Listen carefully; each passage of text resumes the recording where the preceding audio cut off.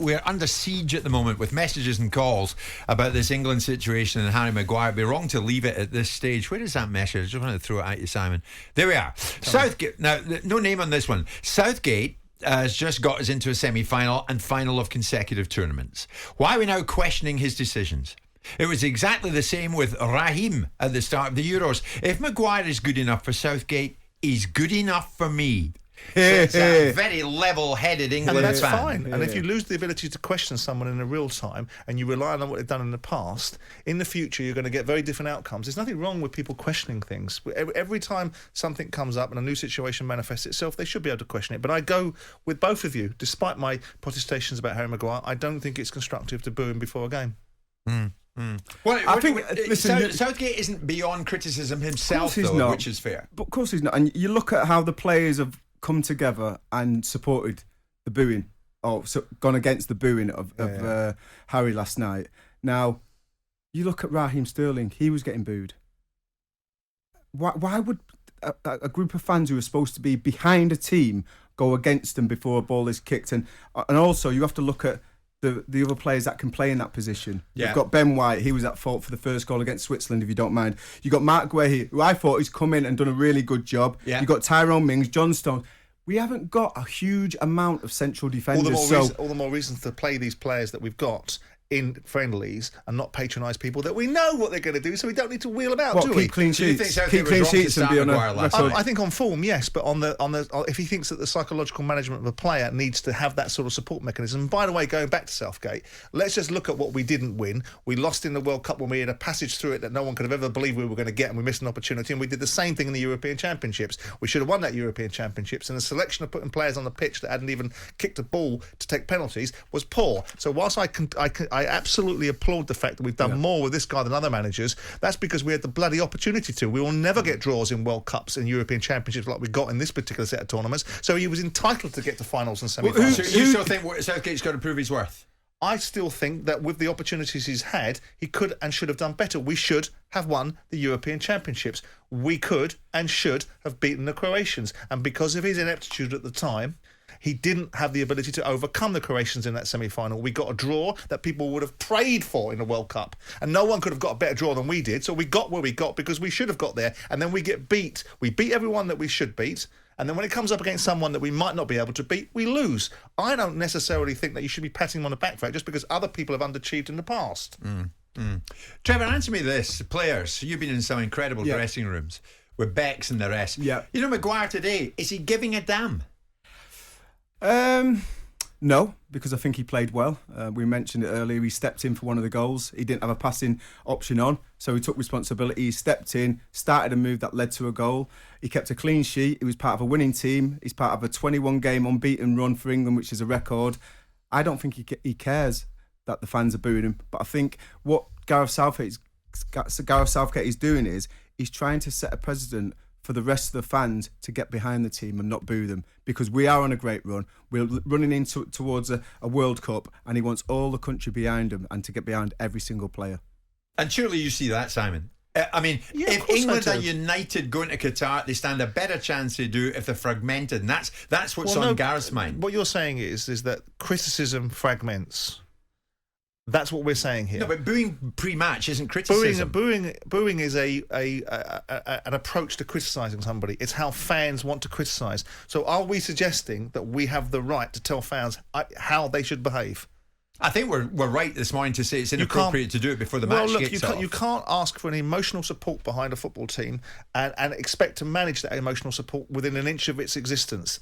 Fans will do what they want to do. If it doesn't matter to Harry Maguire and he doesn't care, shut up then, Southgate. Why are you making a production out of it? Ignore it. But he was right to talk about it post-match. Well, he was right to talk about the fact that he included a player. He's defending his player. Well, he's defending his own selection, because if the player's being booed, then by definition his selection is being criticised as well. So don't necessarily believe there isn't an extrapolation up to justify his decision-making process. So you think he's half defending himself in his own decision? Well, I think it's difficult. I think it's a combination of the two. Yeah. I think Gareth Southgate is quite an inclusive manager, and I think he believes in the spirit of a camp that he's creating, and he wants to make sure that everyone's looked after. He, as a player, went through great adversity, in 1996 with that situation that he had to come through. Now, the bottom line is, if fans want to express their views in that fashion, You have to accept the good with the bad. You can't just take all of the good. So Jordan Henderson and Declan Rice this morning wrong to go on social media as they have done and say the booing's out of order. Why are they wrong? They can do what they want. It's their opinion. No other people's opinions are there. You have a right to have it. My opinion doesn't make me right. It's my opinion. I have a way of looking at the world, and I look at it and say, I don't think it's particularly constructive, but it's a fan's point of view and it's their right. And if that's what they want to do, then allow them to do it. Now, the bottom line is, if we're arguing the principle of Harry Maguire doesn't care about it, then why are we making it into a 4-act play? It doesn't need to be. The team have gone out. Maguire hasn't been affected. His performance has been of a level that we accept against a poor Ivory Coast. So here we are. What's the big deal? Gareth Southgate wants to tell people how he thinks people should support England. And in principle, there's an essence that's correct about it. Get behind the team. Believe in the team, because if you believe in something, there's a possibility you might achieve. Which is right. But also, when things aren't good enough, call it out. Otherwise, you never get people. You can't call things out before the when game. Things aren't good enough. He hadn't started the game. His performances for his club, on the basis, I believe, which bear no relation to him playing last night. I believe that you get picked for your country based upon the fact that you merit it. And we were arguing yesterday about giving up England caps or giving up the fact you've played for England after 3 games and come playing for another country. And I was saying there shouldn't be allowed. You've played for your country. It's such an enormous achievement. Once you've played for them, you shouldn't be able to flick to another country. You should be picked for England, whether it's a friendly or a competitive match, based upon being the best player at that particular time. There was some uproar in certain sections of the England support when Raheem Sterling was selected for the Euros. Yeah.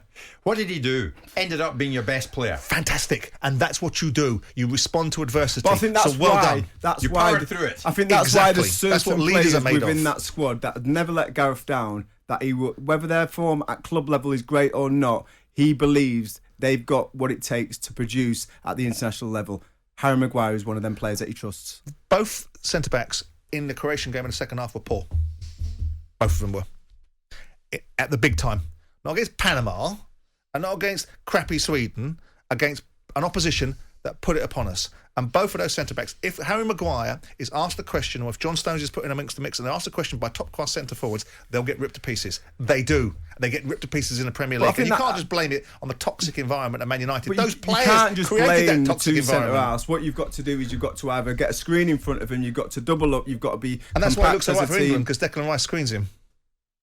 Well, that's his job, and that's then why it doesn't look so good for Man That then United. frees up the fullbacks to get forward and join in with play because they're not needed so much. No, so that's just a strategy.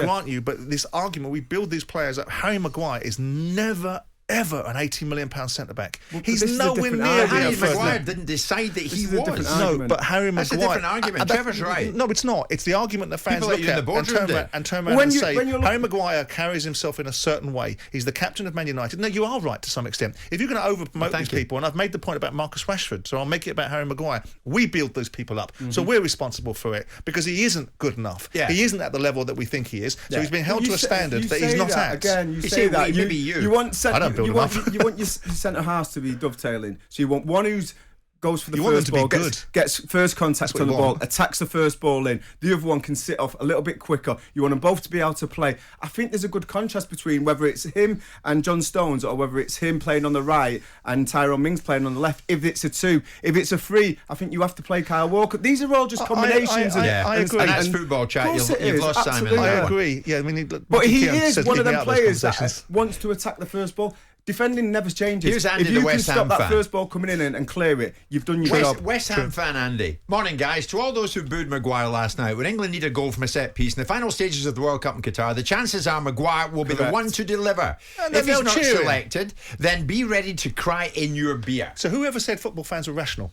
If you let's be clear, if you're a football fan and you get to watch some of the old tosh that you get served up on a weekly basis and yet pay the same money to go back in and go through the same indignation again, whoever said they were rational Thank at you for times? spraying me with tosh. I just get this jersey back from the dry cleaners. Chris Mitchell, we'll finish this part with you, my friend. We love it when you get in touch. Wouldn't you just love to be a manager under Jordan? You've been handed a pass to a semi-final and a final. All the others are garbage. Germany, the Czechs, etc. Now Maybe step up. Simon should stick to the boardroom, quaffing his prawn sannies. Wow. Never went in the boardroom. You're dead right, Chris. No, he just quaffed them outside. Hot dogs for me. You got your sandwiches for this morning, incidentally? No, I have not. Are you going to be rustling your Prada bag? at No, some I will stage? not. It's Give me downhill. give me a shout when you do it. It's 11:15. Jim White and Simon Jordan. Monday to Friday mornings from 10 on AM, on DAB, via the talkSPORT app and on your smart speaker. talkSPORT.